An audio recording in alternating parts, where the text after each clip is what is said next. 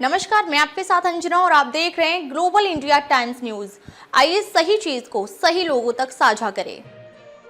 गाजियाबाद में साप्ताहिक बाजारों को अब नहीं लगाया जाएगा नगर निगम नया नियम। गाजियाबाद नगर निगम ने शहर की बढ़ती ट्रैफिक समस्या और अव्यवस्था को ध्यान में रखते हुए साप्ताहिक बाजारों के संचालन में एक महत्वपूर्ण बदलाव करने का निर्णय लिया है। अब ये बाजार मुख्य सड़कों पर न लगाकर साइड पटरियों पर व्यवस्थित किए जाएंगे। यह कदम न केवल यातायात व्यवस्था को सुचारू बनाएगा बल्कि बाजारों में अनुशासन और पारदर्शिता भी सुनिश्चित करेगा। इस नई व्यवस्था के तहत दुकानदारों का पंजीकरण, रजिस्ट्रेशन किया जाएगा, उन्हें पहचान पत्र, आई कार्ड दिए जाएंगे और उनसे एक निश्चित यूजर चार्ज भी वसूला जाएगा। गाजियाबाद में साप्ताहिक बाजारों की एक पुरानी परंपरा रही है। इन बाजारों में स्थानीय दुकानदार और व्यापारी विभिन्न प्रकार की वस्तुएं जैसे कपड़े, जूते, सब्जियां, फल, घरेलू सामान आदि बेचते हैं। आमतौर पर ये बाजार एक निर्धारित दिन पर लगते हैं और यहाँ ग्राहकों को अपेक्षाकृत सस्ते दामों पर चीजें मिल जाती हैं। हालांकि इन बाजारों की वजह से सड़कों पर जाम लग जाता था और राहगीरों को असुविधा होती थी। नगर निगम को लगातार शिकायतें मिल रही थी कि साप्ताहिक बाजारों के कारण सड़कें संकरी हो जाती हैं, जिससे यातायात बाधित होता है। इसके अलावा अवैध रूप से दुकानदार सड़क के बीचों बीच दुकानें लगाकर न केवल नियमों का उल्लंघन कर रहे थे बल्कि शहर की सुंदरता और स्वच्छता को भी नुकसान पहुंचा रहे थे। नगर निगम द्वारा लागू की जा रही नई व्यवस्था से शहर को कई लाभ मिलेंगे।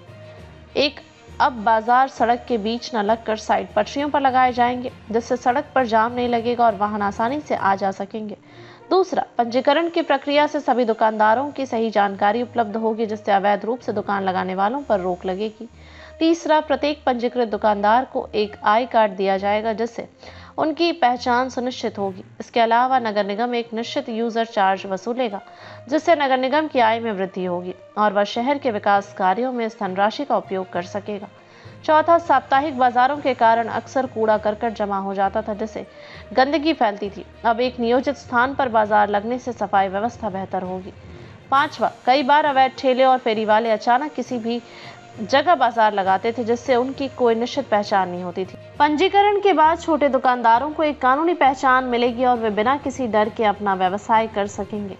नई व्यवस्था लागू करने के दौरान कुछ चुनौतियां भी आ सकती हैं। कई दुकानदारों को यह व्यवस्था नहीं लगेगी और उन्हें अनुकूल होने में समय लगेगा।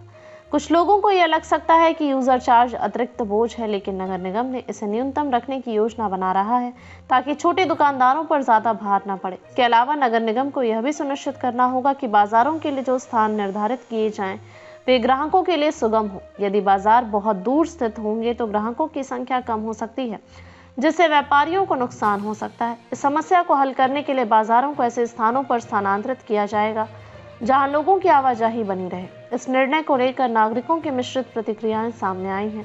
कुछ लोग इसे एक सकारात्मक बदलाव मान रहे हैं क्योंकि इससे ट्रैफिक की समस्या से निजात मिलेगी और बाजार अधिक व्यवस्थित होंगे। वहीं कुछ छोटे दुकानदारों को चिंता है कि वे अपने पुराने ग्राहकों को खो सकते हैं, क्योंकि बाजार की जगह बदलने से ग्राहक वहां आने में संकोच कर सकते हैं।